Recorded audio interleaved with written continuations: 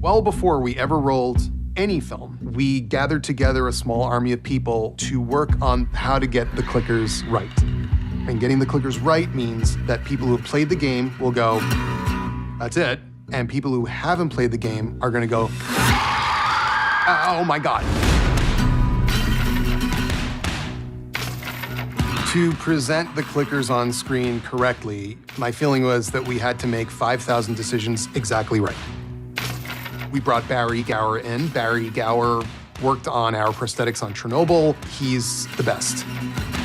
When we joined the show, we spoke to both Neil and Craig about the design for the clickers, and we started off with a lot of preliminary concept art. We were using that as a stepping stone, and even though we were creating new, refreshed versions on the same brief, we kept going back to the original designs that Neil and his team had created for the games. Neil and I were ruthless in our pursuit. The first time I got to see the full prosthetics, I got tears in my eyes. It looked so good, and it was so creepy and beautiful at the same time, and it captured a lot of the things we were trying to do with the game, but it was there in real life. We found some terrific actors who were fans of the game and understood the movement, and we're really happy with how it all turned out. One of the changes that Neil and I felt we needed to make early on was the way the fungus would spread. Obviously, we did a lot of research on fungus and cordyceps. Neil and Naughty Dog, of course, had gone through a lot of that stuff as well. We started looking at something called mycelium, which are these threads that make up fungus. In the game, it spreads through biting and saliva, but it also can spread through the air, through spores. And while that works in a video game environment, in real life, spores move around everywhere. And it's just harder to buy into the notion that spores localize and don't spread.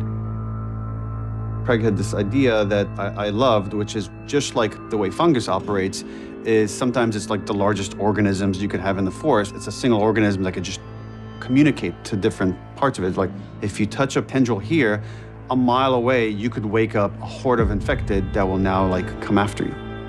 Indeed, there is this thing called the wood wide web. Fungus can communicate chemically over insane distances. They are remarkable organisms, and unfortunately, in this case, also terrifying.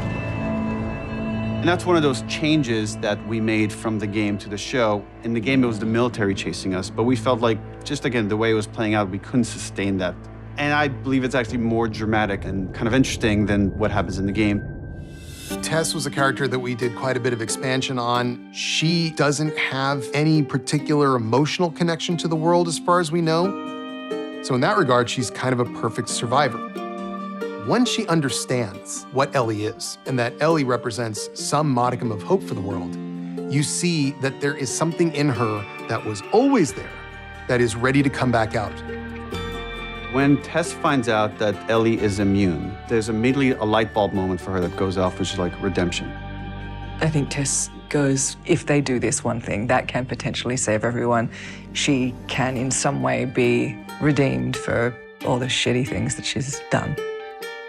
Even in getting bit and understanding that her life is gonna end, she is even more committed to hope and inspires Joel to move on with Ellie for just a little bit longer. I had imagined that the scene was going to be very different to the way that it actually turned out. I thought it was going to be much slower, and I thought it was going to be like this magnetic kind of pull. And then when we came to do it, I don't know, it was just so not what I had thought it was going to be. Neil understands how to create fear, and it's gorgeous.